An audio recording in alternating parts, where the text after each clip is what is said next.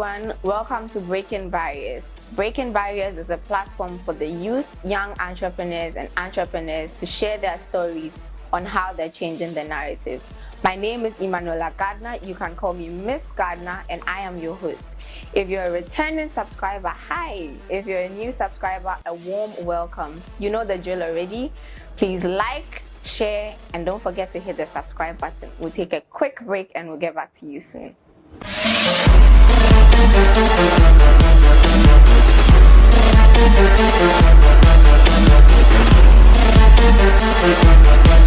In an era where technology and its advancements have rapidly become a staple in our lives, and with conversations centering around technology, my guest today works in a heavily male-dominated environment. She is a degree holder with a BSc in computer engineering from the University of Ghana, Legon. She is a member of STEM communities and STEM groups, and she's most passionate about software engineering. My guest today is here to talk to us about how she stumbled, or much less decided on this path. She will tell us about her intentions for her current path and the future. So without further ado, kindly help me welcome my guest for today, Elkaris Asiedu. Thank you, Karis. Thank you for having me. Your name is very unique. Yeah. I don't know, maybe people ask you this all the time. Yeah. Please, what's your name? So my name is Elkaris Asiedu. Okay. Yeah, it's Greek, so it means God's grace. When I said your name was Elkaris at home, Yeah. my mom said that there are families that start like with the names with LL. You know, people say El Adonai, El Shaddai, El this. So people have the same things for naming their children. They have El this, El that. Is this something that goes on in your family, or did it start with your generation with regards to? I guess I would say it started with my generation because it's just me and my siblings. So all of you have LLs. Yeah, we're all LLL. Please share with us the names so Okay. that we know what each represents, if there's like a significance attachment to it. So yes, it's about the meaning of the name. So mine means God's grace. Okay. My sister's is El Beulah, which means belongs to God. Okay. And my younger sister is El Yika, which means God's precious pearl. Okay, so if we take the L away from your name, Yeah. does Kari still mean God's grace? So El means God. Okay. Yes, El means God. So that's like the prefix. So Okay. God's grace, God. So essentially you are called Grace. Yes, basically grace in Greek. That is God's grace. Your parents have ruffled your name from the usual grace, no shades to grace and charity and peace, but we've moved you from that. Anyway, that's very nice to know. Thank you for sharing on that. Let's talk about your family dynamics and your upbringing. What are the dynamics you have in your family? What's the upbringing like, and the everything that goes into a family upbringing, a family dynamics? How does yours look like? A L family. So I've grown up in a very supportive family. Okay. Basically just with my nuclear family. Although we sometimes engage with the external family, but usually just us. Growing up, my parents have always encouraged me to do what I wanted to do, even when it came to choosing my current career path. Okay. So it was just like, what do you really want to do? Okay, we just support you, go ahead for it. And I come from a family of academics, so my mom is a professor. Hey. So she's always pushing us to go to school, get a higher degree. It's just something that we do. So that's basically how it has been in my house, like growing up. I've grown up with a very a mom who is always encouraging me to pursue my academic interest, and yes, a very supportive family. But what about your dad? He's talking a lot. Yeah, so my dad also encouraged me to pursue anything I was interested in. I never felt limited, like felt like, oh, I can't go into this field because it's not something a lady would typically go into. Like, Are you the firstborn? No, I'm the middleborn. Hey. Some people, I don't know, but I don't know if it's considered a misconception, but they say the firstborn gets all the harshities of training. Then the last one, yabre, like, you know, when they've gone through all that for the first and second, then the last one is, let's just, you know. But then sometimes to the middle child, you get harsh training, you get relaxed training. Being a middle child, right, do you see, is that what has happened? Like, or would you say each of your siblings have had the same kind of training? So training? I don't think we've had that scenario where the focus was just on one person to pursue what they wanted. Everyone has had equal opportunity to do what they wanted, equal support, and I've never felt like I was not like the focus, or I was not like prioritized in my family. In your family, Yeah. right? So, knowing what you know now, like sitting down and looking at your family from outside, is there anything that you'd like to change or add? Or say you become a mom now, would you still follow the same trainings you were given, or would you polish up on the training somehow? Okay, so I appreciate the training my parents have given me up to now. I come from a very Christian background, a family who's, I mentioned, very supportive. So I don't think there's anything I'd like to change, because I believe every situation they put me in, or everything I've learned, has been beneficial to me, to where I am currently. So I would definitely learn and pick some points from it, and then apply to, let's say, if I have a family. Yeah, the family, right. Right, so moving on from your family, let's do education. You said your mom is a professor. Yeah. I don't know how it is to grow up in a profession, like, because my mom, they don't have any academic background, like with like your mom being a professor and all that. How is it like, how much of an influence did that play in the kind of education that you got? Okay. So if you tell us your educational background, how much would you say of an influence with your mom being a professor affect the kind of quality education that you got? Okay, so first of all, I decided to do computer engineering because one of my mom's friends, I ended up speaking to him. He was an engineer, and he's the one that basically guided me down this path. And because he was experienced in the industry, he could kind of foresee what would be relevant in the next 5 years, in the next 10 years. So he encouraged me to do computer engineering. So definitely that connection that my mom had has influenced me currently with to pursue computer engineering. Yes. And yeah, that's it. So that was for uni. Yeah, that's but let's take it from JHS and SHS before we come to uni, because that's where career actually began. I would like to say.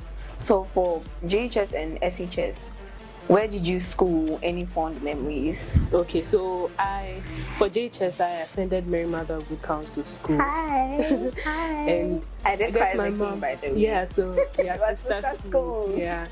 So my mom just liked my parents liked the Catholic education system. Oh, okay, so, but you're not Catholic? No, I'm not Catholic. Okay, just they like that system, so because there's a lot of discipline. Hold on. Those of you who troll us for being Catholics, I'd like you to just say that again. Why your parents like Catholic education? Say it for the camera. Because of the kind of discipline. Thank you very much. Let's go on. In the Catholic school. So I ended up going to Mary Mother of Good Counsel School. For my secondary school, I attended Wesley Girls High School. Okay. And still on the disciplinary path. Yeah, and my big sister also went there, so it was just kind of like, it's a good school. Where is Baby Last? She didn't go to Wesley Girls High School. Tell me she broke it. Because where did she go? She didn't go to Wesley. I feel like I'm putting all my family information out there. Don't worry. I just need to know. She's anyway. in AIS. Oh, okay. Yeah. So you did. So where was I? Where was I? So Wesley Girls High School. I attended Wesley Girls High School and I studied science. Okay. Yes, because I always knew I wanted to do engineering. So it's just I didn't know which particular one I wanted to do. So I did science so that I could go into any engineering field I wanted to. Okay. And then your fondest memories? Okay. Well, I did a lot of sports growing up. So from JHS, I was sports prefect. When I went to Gehe too, I was involved in a lot of sports: basketball, netball, and soccer. Hey, so I'm lazy. I've just always been sporty. Oh, okay. So I've just explored it. In the sports, did you ever think of becoming sports prefect? No, that's for uni. Secondary school. So for secondary school, the way prefects are chosen are different. Obviously. It's just so you don't vie for the position; they actually choose you. Oh, we need to change that. Anyway, guys, we're going on a quick break. We'll get back to you shortly.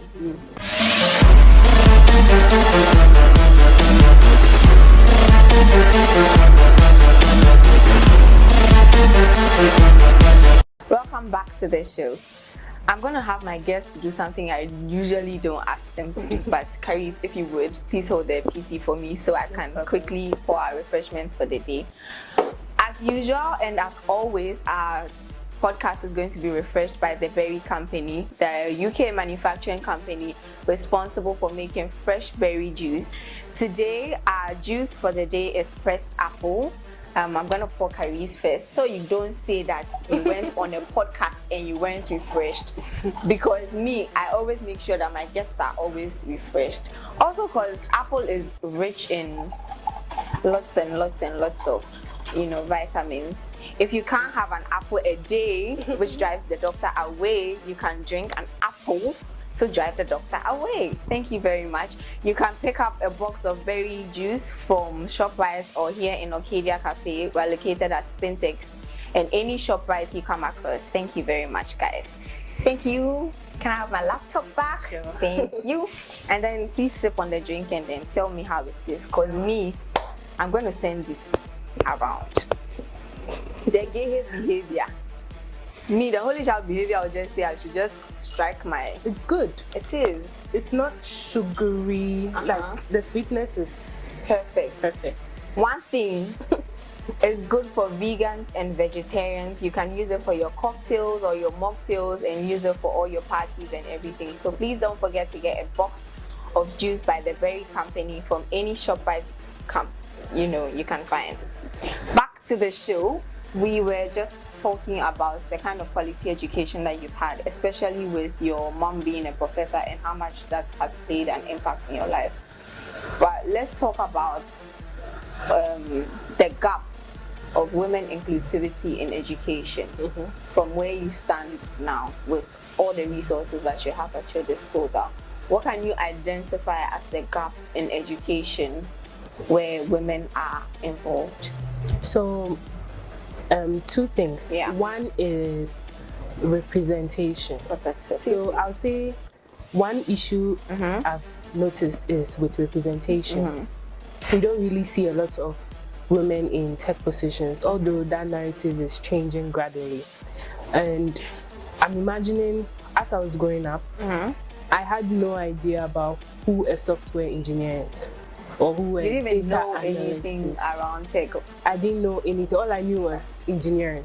So that's why I said I wanted to do it. But actually getting into the field, you see the diverse number of occupations and then roles you could get into. So if growing up, I had that representation, and maybe career day, we don't just see engineers wearing their hard hats and then their reflective vests. We have people coming to talk to us about, I code, this is what I do, I analyze data, I do AI. All these things are gaps I think need to be filled. So there needs to be more representation, especially for women in the tech space. And one thing I also noticed growing up is how not very practical my learning was. So you can just like imagine what you learn in class. You can just versus what's actually on the field. Yeah, what's actually on the field. I wish I had more hands-on experience. Let's say in JHS, I have more hands-on with coding. Yeah. I didn't code till I got to uni. And Because what are you going to code? like I had no idea about it. Yeah. So I guess we can improve access to these resources and make people know that like they're on the internet. You can just search. You can do, depending on what you want to do, you can go on the internet and search, and you have the information at your disposal. Okay. You've spoken so much about your love for conversations surrounding technology. Even before we even started the shoot, I saw you quickly jump on your laptop and try and do something work related. Tell me, how did you get into, and I know you've already said it beforehand, like when I asked about your mom being a professor and the role it has played, but how did you come by the fact that I want to read computer engineering and I want to do software engineering? Like, how did you narrow it down that fast? So the beginning part, I spoke about my uncle who advised me to do computer engineering because it combines aspects of hardware and software. Yeah. So when I get in, I'll have the opportunity to explore and then choose which one actually I want to specialize in. So that was one thing that was interesting for me from my uncle. So when I got in my first year, we were doing certain coding related programs. Yeah. And it wasn't clear to me till I did a software engineering course that was in level 200. Okay. So in that course, we were supposed to build an application. It was like an authentication application, just like log in and sign up. And it was there that I realized that, oh, this is something I could actually do, because almost every application online requires you have to log in. Let's say you have to register before you can use a portal. Yeah. So and in Legon, there's a lot of registration. Yeah. So all these are done by software engineers. Yeah. And I was like, oh, that means there's opportunity here. And there for you. So I pursued an internship because I wanted to have a hands-on experience. Okay. So that was after COVID. I found myself doing an internship where I actually applied the skill I started learning in school. So it was there that I got real hand experience with how this helps companies to generate revenue, how this helps them to basically solve the problems. whole framework behind a company's computer background. So that internship experience allowed me to see that I actually want to continue doing software engineering. Was that the company where you helped build the app, or was that like in your service period? So that was internship. So for internship, usually they'll give you work to do. So where I was working, they gave us some USSD applications. For clarity, guys, she worked at Zuberi, now Point. Okay, so for that one, that was my national service. So we've not gotten there yet. Hey, we have a long way to go. So where did you do the internship? That was Cover. Yes, that's it's a fintech. Oh, okay. Yeah. So that's where you decided to continue pursuing software engineering. So it was after the fintech company that you decided to continue on the path of software engineering. So my first, let me take it from the top. My first experience with software engineering was in my second year. Where we had to build an application. That one was for school. So to get marks and pass the course. So that's where I got first-hand exposure with coding. And how I can use it to build applications that are on the web. Then after that, I felt like I needed a real-world experience. So I managed to find myself doing an internship at Koba. That was after COVID. So after that internship, then I felt like I want to continue in software engineering because there are so many fields you could go into. You can do, with coding, you can do data analysis. You can do machine learning engineering. You can do artificial intelligence. So many things. But I decided that I want to build software applications. So it was After I was done with school, I had to do my national service, and through LinkedIn, I found Zuberi. Okay. So that's where I did my national service, and Zuberi became Point. So they switched from doing fintech, then they started doing Point, which was e-commerce. Okay. Yeah. So that's national service. And then now currently, where do you work? I work with a waste tech company. Waste tech company. Yeah. Okay. So in all these companies, the impact of technology and engineering has been great so far, and would you say is like a core part of their day-to-day activities, like your knowledge of software engineering in these companies, especially with the waste management that you are talking about, has how important or how much of a role does your part play in the day-to-day administrations of the company? Okay, so for software engineering, the main thing you're supposed to do is to solve problems. Okay. So coding is just like 50% of it. Of the job. The main thing you're supposed to do is to be solving problems. So let's say when you take a fintech, you want people to be able to make payments seamlessly, or maybe want to reduce the time that maybe the USSD is too long. You want them to use a mobile app. Okay. How can you make that process easier, or like shorter, save time? So that's where your problem solving as a software engineer comes in. So when we take the e-commerce, you want people to buy things. Yeah. How many things do you want them to buy? Do you want them to be easily manage their carts? Do you want them to easily check out? How do you want them to go through that process? So that's where software engineering comes, and then you come up with solutions that can make that process seamless for users. Right. With your area being largely dominated by men, how far apart is expectation versus reality? You know, when you're in school, you expect that, oh, maybe when I finish school as a national service, I'll get a job here, there. And then now you're actually working in a male-dominated environment. So how far apart is expectation on the job versus reality in terms of if somebody walks in and they say, oh, I need an app, how likely is it that you as a woman will be recommended over your male counterpart? Or say there's a position and you are obviously more qualified than your male counterpart who's also vying for the same position. How likely is it that you are going to be picked over your male counterpart? This is like something purely gender-based because of the area you find yourself in. Okay, so recently I find that people are more open to having women in technical positions. So I've not actually experienced where gender bias where somebody has looked at me and said, I don't want you to build the app because you're a woman. Yes, and so far I've worked with, all my teams have been just males. Oh, okay. I haven't had the opportunity to work with a female dev yet, but I'm sure in the future I definitely will. Well, just a minute, you know. You've worked with all males so far, like with your team.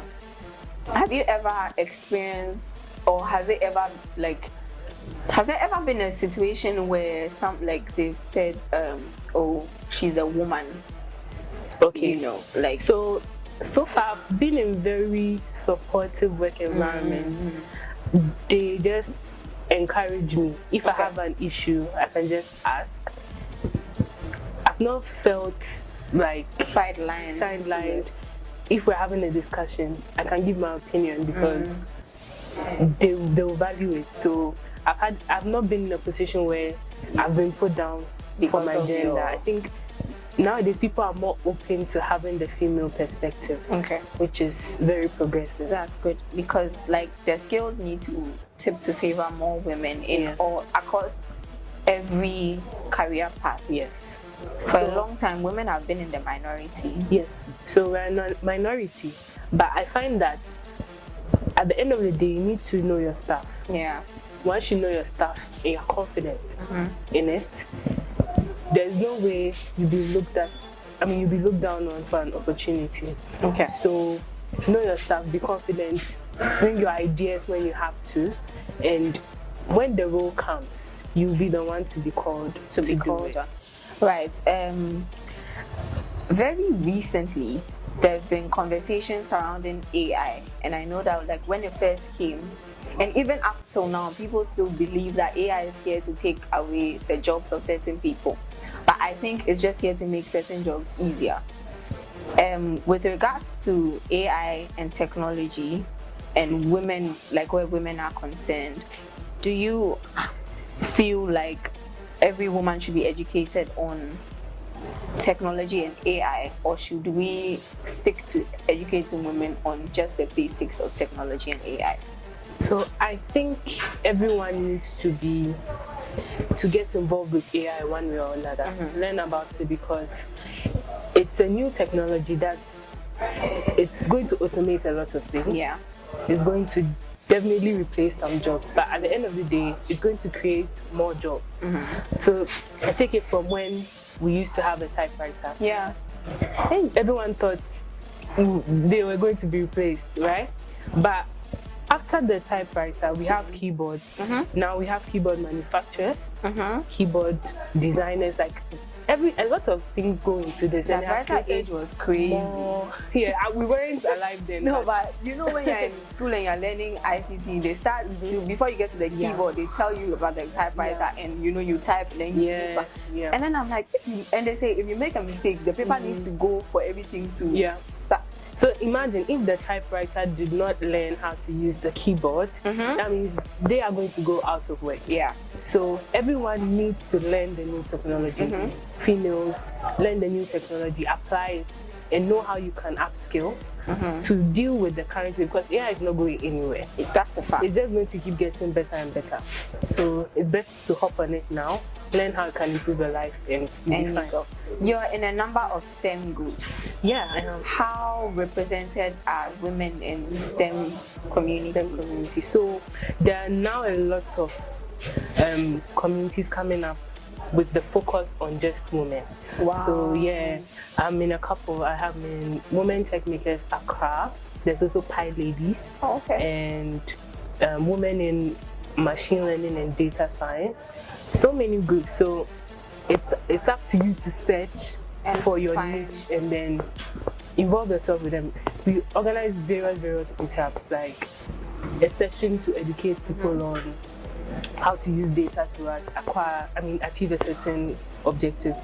So I feel like we are being represented, and even with the communities that are for both men and women, you realize that they give opportunities to ladies to pick up positions and speak at events, volunteer. So definitely there's so much being done to bridge the gap with women in technology, especially with community. Right, just before we wrap up, a message to your future self. Just look in the camera and give a message to your future self. Wow. I told you that I don't give my questions out, and I made an exception for you. But I'm not going to follow my usual script. Message to my future self. Yeah. Guess I'll say, just appreciate where you are, because it took a lot.